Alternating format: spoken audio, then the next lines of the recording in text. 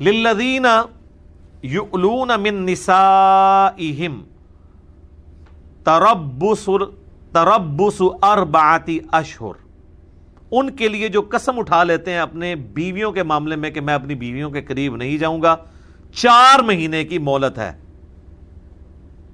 فَإِنْ فَاءُوا، اس کے بعد اگر وہ رجوع کر لیتے ہیں، فَإِنَّ اللَّهَ غَفُورٌ رَحِيمٌ، تو بے شک اللہ بخشنے والا مہربان ہے۔ اگر کسی نے قسم کھائی کہ میں اپنی بیوی کے قریب نہیں جاؤں گا، اس کو میں نے اپنے بستر سے الگ کیا، تو اس کی اللہ نے آخری حد مقرر کی ہے 4 مہینے۔ یہ نہیں ہے کہ 4 مہینے کے بعد اس کی بیوی اس کے نکاح سے نکل جائے گی یا طلاق ہو جائے گی، 4 مہینے سے زیادہ وہ اس قسم کو بھی نہیں نبھا سکتا، اس کو الٹیمیٹلی جانا ہی پڑے گا، قسم بھی توڑنی پڑے گی۔ ایک ایلا کرنا ہے، نبی الاسلام نے بھی اپنی بیویوں سے ناراضگی کی، بخاری مسلم میں آتا ہے 1 مہینے کے لیے ایلا کیا تھا۔ تو کبھی کبھار اس کی ضرورت پڑ جاتی ہے، یہ سنت ہے، یہ کوئی عیب والی بات نہیں، لیکن زیادہ سے زیادہ 4 مہینے۔ اسی سے پھر خلفائے راشدین کے زمانے میں چیز ڈیڈکٹ کی گئی، سیدہ حفصہ کے بارے میں آتا ہے، انہوں نے حضرت عمر کو مشورہ دیا تھا فوجیوں کے حوالے سے کہ 4 مہینے سے زیادہ فوجیوں کو جو ہے وہ بارڈر پہ نہ رکھا جائے اپنی بیویوں سے دور۔ وہ اسی آیت سے انہوں نے اخذ کیا تھا کہ اگر قسم بھی کھائی جائے تو 4 مہینے کے بعد بیوی کا حق ہے کہ میاں بیوی آپس میں تعلق قائم کریں، یہ عورت کا رائٹ ہے۔ تو انہوں نے کہا یہ اللہ نے حد مقرر کر دی ہے، لہٰذا آپ بھی کسی فوجی کو 4 مہینے سے زیادہ اپنی بیوی سے دور نہ رکھیں، یا تو بیویاں ساتھ لے کے جائیں، یا اگر ایبسولوٹلی ڈیوٹی دے رہے ہیں تو 4 مہینے بعد آپ ڈیوٹی چینج کریں کہ 4 مہینے بعد وہ اپنی بیویوں کے پاس واپس آئیں۔ یہ اکثر لوگ پوچھ بھی رہے ہوتے ہیں نا کہ جی وہ کتنی دیر دور رہ سکتے ہیں، لیکن آپ دیکھ لیں ہمارے سب کانٹیننٹ کے معاشرے میں اب تو اللہ کا شکر ہے کہ یہ ایئر فلائٹس سستی ہونے کی وجہ سے، زیادہ ہونے کی وجہ سے ایشوز ریزالو ہو گئے ہیں۔ ادروائز ہم جب چھوٹے چھوٹے تھے ہم نے ہوش میں سنا ہوا ہے کہ فلاں کا خاوند 15 سال بعد گھر آیا ہے، 20 سال والے بھی ہوتے تھے، 25 سال والے بھی ہوتے تھے، 8-10 والے تو عام رلے پھرتے سن۔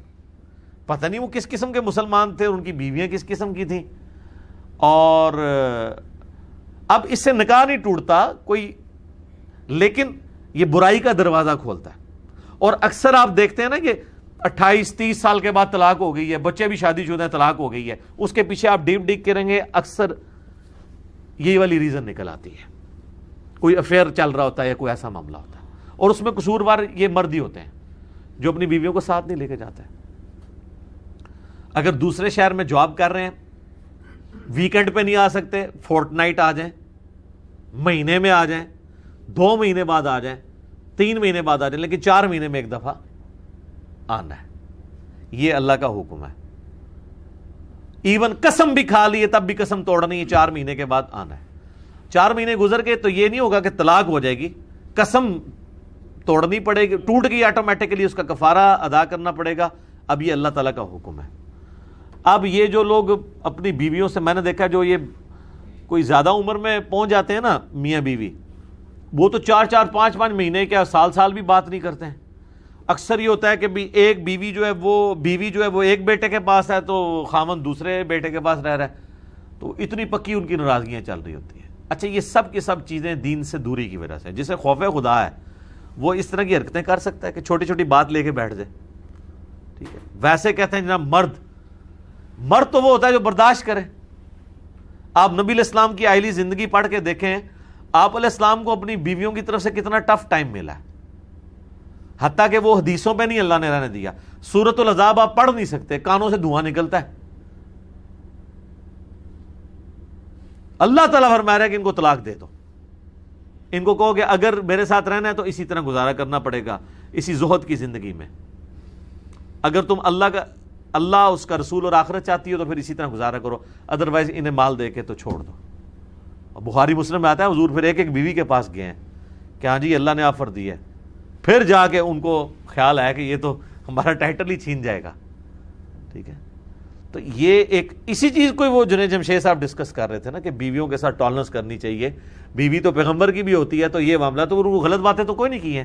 میں نے مسئلہ نمبر 105 میں اس سے بڑی باتیں ہیں کہ ایک حدیث کے نمبر اب چونکہ علماء نے کہانیاں کرا کے لوگوں کو مطلب وہ ایسا کو ریلیشن شپ پریزنٹ کیا ہوا ہے جس طرح حضرت عائشہ اور نبی علیہ السلام کی آپس میں کبھی چپکلش ہوئی نہیں ہوگی زندگی میں، یا حضرت علی اور فاطمہ کی آپس میں کبھی میاں بیوی ہونے کے ناطے چپکلش ہوگی.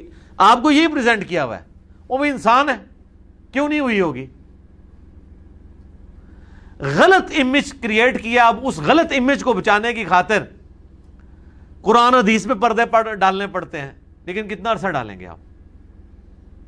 یہ تو اللہ کا شکر ہے، ابھی تو مجھے پرسوں پتہ چلا ہے کہ ہمارے یہاں پہ جو پنجاب کے جو گورنر ہیں، جو ہماری یونیورسٹیز کے چانسلر بھی ہیں پنجاب کے، انہوں نے تو باقاعدہ یہ چیز یعنی آفیشیلی اس کو ایز این ایکٹ پاس کروا لیا ہے کہ جو ماسٹر ڈگری ہولڈر یا یونیورسٹیز میں جو لوگ پڑھ رہے ہیں، جب تک قرآن ترجمے سے وہ نہیں سنا سکیں گے ان کو ڈگری نہیں دی جائے گی، چاہے وہ کسی بھی فیلڈ میں.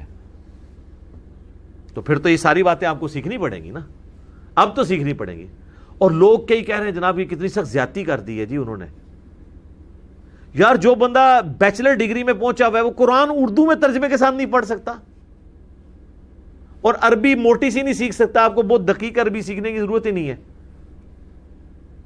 جس طرح ہم میں سے اکثریت انگلش بول نہیں سکتی لیکن سمجھتی تو ہے نا، بس اسی طریقے سے آپ عربی بول نہ سکیں، آپ کو قواعد نہ پتا ہوں، تھوڑی سی آپ ایفرٹ پٹ کریں، قرآن کا ترجمہ آپ آرام سے کر سکتے ہیں، سمجھ آ جاتی ہے. قرآن کی عربی تو چند الفاظ کے گرد گھومتی ہے. ہاں جو حدیثوں کی عربی ہے وہ پیور لٹریچر کی اس اعتبار سے مشکل ہے. قرآن چونکہ اللہ نے آسان ہے تو وہ اسی کے گرد گھومتا ہے. آپ دیکھتے ہیں بار بار آیات الفاظ ریپیٹ ہوتے ہیں. تو 4 مہینے سے زیادہ نہیں رہنا، اور پھر اگر 4 مہینے کے بعد بھی رہنا ہے تو پھر وہ